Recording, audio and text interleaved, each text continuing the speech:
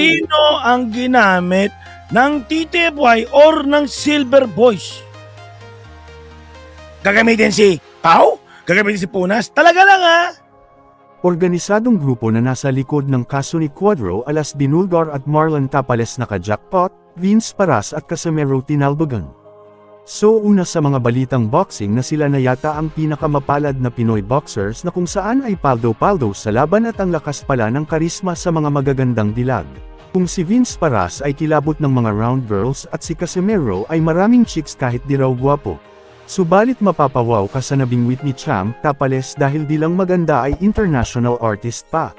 Sa huling balita ay hinimay-himay ni Kuyang Joseph kahapon during sa kanyang live streaming ang pasimuno sa pagkakaderailed ng career ni Cuadro Alas. Sinabi niya na may kinasangkapang tao si Tagatahol para ma-execute ang kanilang plano. Ito ay isa sa mga members nila na ngayon ay di umano nagtatago na. Sa theory ni Kuyang Joseph na plano ng grupong ito na kasuhan si Casimero para di makagalaw after umalis sa dating kampo. Kaya sabay-sabay nating panuulin at alamin ang totoong kwento ayon ni Kuyang Joseph at kayo na ang humusga. Ayon kay Kuyang Joseph to ha. Sino ang nahihira kay Cuadro Alas? Sabi niyo yung Silver Boys, di ba? Oo, sa amin si SB.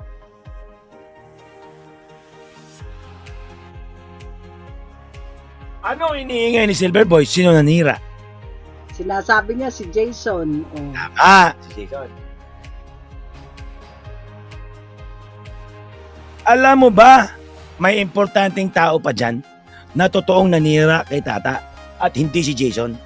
Ginamit niya lang si Jason. Okay. Oh, sino yung tao na yun? Ginamit niya lang si Jason. Sino? Sino na naman yan? I'm lost. Yung tao na yan, sa katotohanan, na nanira kay Cuadro Alas. Sino? Si Pau Pau? Kasali ba si Pau Pau? Si Pau? O sige, ilagay ko ha. Si Pau? Oh, sama na si Pau Pau? Mali. Mali. Hindi siya. Isang tao pa ha. Aside from Jason, sang-ayon kay SB, Sinesegue lang ni SB si Jason. Sabihin natin ang buong titepoy niya. oh, buong TTFY talaga. Okay, buong TTFY. Sino yung tao na yan? Pag gumamit pa ako ng isang word, mahuhuli ako eh. Oh, this is Sherwin. Mali. Hindi rin si Sherwin. TTFY TTFY. Kailangan may tuldok sila sa social media at sisihin si Jason. Meron silang ginamit na isang tao. Sabi ni Sendong, si Lunas. Mali. Lunas? Mali. Mali ang Lunas. Si Joy. Si Joy? Mali. Mali din. Ba't teka? Hindi Joy, si mali din. Sherwin. Nagkaigit-igit ang buhay ni Casimero? Sabi ko, ulitin ko ha, sino ang ginamit ng TTFY or ng Silver Boys? Gagamitin si Pau? Gagamitin si Punas? Talaga lang ha? Isip, man. Jonas Sultan daw. Jonas Sultan. Sultan, hindi rin eh. Sino? Si SG. Pwede ako. Yan din yung sagot ko eh. SG. Sendong. Sultan, hindi rin. SG, hindi rin. Hindi rin. Aba, teka. Hindi si Jason, hindi rin si Pogi. Si Junior. Ayon to kay Kuyang Joseph ha, hindi ko siya sabing tama ako. Pero sa kwento ng 4 years ko sa buhay nyo, sa likod ni Alas, tutumbukin ko kung anong ginawa nitong taong na to. At kaya kong pangatawanan. Bakit? Alam ko ang kwento. O si Rachel, si Queen B. Hindi si Queen B. Hindi si Rachel. Si Nemuel. Hindi si Nemuel. Nemuel, wala rin yan. Hindi yan. Sabi ko, kayang kontrolin ng Silver Boys? Ng TTFY? Kayang kontrolin ha, yung ginamit na panira ha, kayang kontrolin. Oh, di ba nagigising kayo ngayon? Nawawala na sa Kayang kwento. kontrolin. Alam niyo bakit nawala sa kwento? Nagtatago na siya.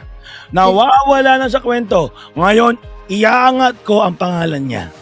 Hindi naman si Tikong. Si Rashid. Thank you! Sino nagsabi niyan? Ako, kasi nagtatago siya eh. Si Rashid. Si Ano Rashid yun? talaga. Ano ngayon ang kwento si Rashid? Bakit ko ginamit ang Rashid? Sino si Rashid sa mundo ng Casimero? At Siya sino, nagdala kay Joy. sino si Rashid sa mundo ng Titepoy? Aber? Ayan. Siya yung nagtatago eh, si Rashid.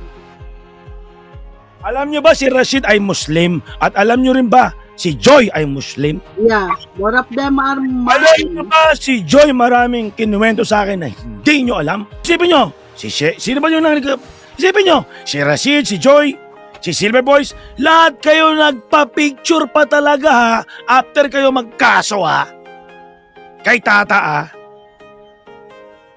Hindi naman importante ang sinturon eh. Ang importante, makasuhan si Tata para hindi maagalaw. May sinturon siya o wala, hindi siya maagalaw. Dahil bakit? May kaso siya. Naget nyo na ang galawan nila? Saan nyo ngayon yung Rashid nyo? Nagtatago. Yan ang totoong may kwento. Siya ang dapat sisihin, hindi si Jason. Ginagamit lang ni Silver Boys si Jason para mapagtakpan ang katarantaduhan nila. Well, okay. At ang pinaniniwalaan ko, ito, si Rashid. Ang ginamit nila. Yan ang katotohanan sa likod ni Casimero. Oo, totoo naman yan eh. Pag nasubaybayan nyo ang kwento, yan siya talaga. Huwag kayong maligaw sa kwento ha. Yep. Walang titipoy na iyak-iyak dito. Gusto ko lang mamulat kayo kung anong katarantaduhan ng titipoy at iniiyak-iyak ni Sherwin. Yep. Sino ba kasama si Titipoy? Di ba si Rashid?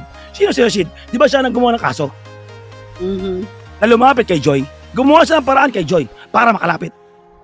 Galing gumawa ng titipoy, gumamit nila eh. Muslim sa kapwa Muslim. Tapos ngayon, sisihin nyo si Jason, siya ang lahat may mali. Siya ba nagkaso sa kapatid niya? Katawa. Siya ba gumawa ng kaso sa kapatid niya? Kung tutuusin, hindi nga alam ng magkapatid na sila ay kakasuhan ng grupo na to. Hindi alam kung si Jason or si Tata. Yun ang katotohanan ng araw, kung hindi nyo alam. Hindi nila alam kung sino gagawin nilang kaso, si Jason o si Tata. Tandaan nyo ang buong social media, nanonood noon araw.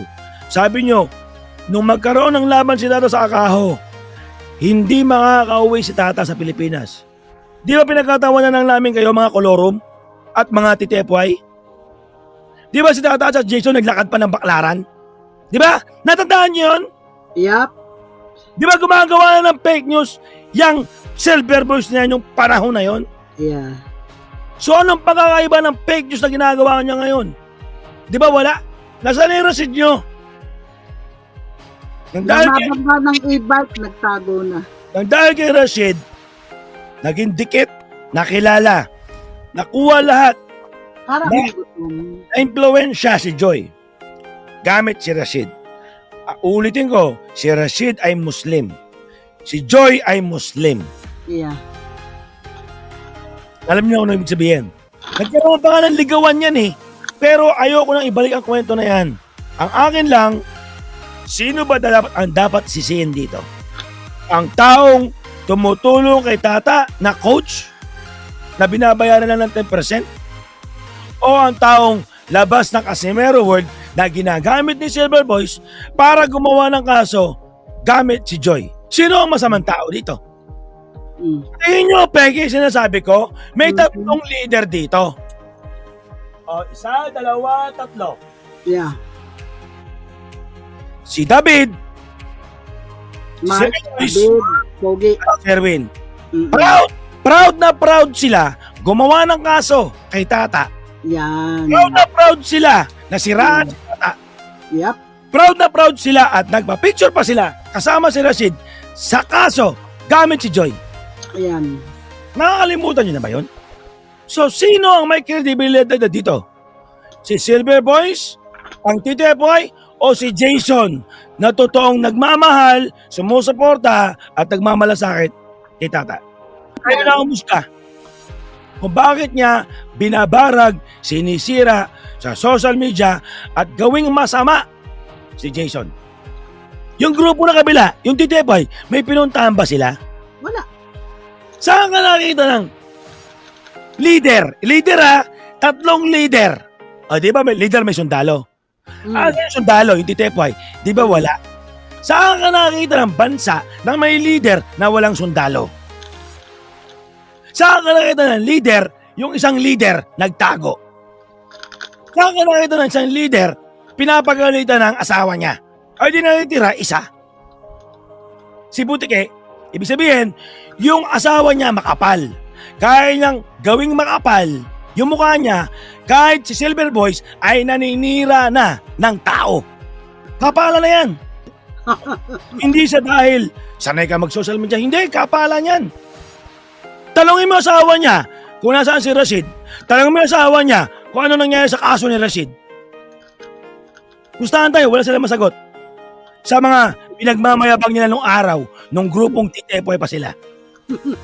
Na gusto nilang siraan at kasuhan si Tata. Pustahan tayo, wala silang masagot.